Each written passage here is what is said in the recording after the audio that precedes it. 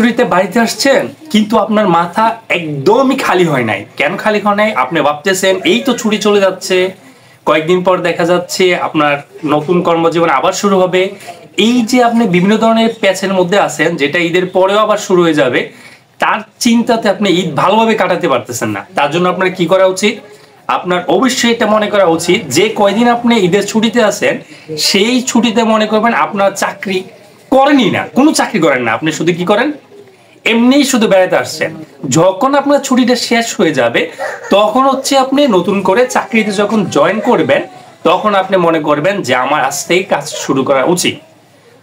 কারণ যারা কর্পোরেটে চাকরি করে তাদের ম্যাক্সিমামের মাথায় ছুটি পাইলেও যেরকম মাথা ব্যস্ত থাকে, না পেলেও মাথা ব্যস্ত থাকে। তার জন্য আমাদের উচিত যখনই আমরা একটা ভ্যাকেশন পাবো তখনই হচ্ছে আমাদের সকল চিন্তা, দুশ্চিন্তা, প্যারেশান সব মাথা থেকে ঝেড়ে ফেলতে হবে। তাহলেই ওই ছুটিটা আমাদের জন্য ভালো হবে।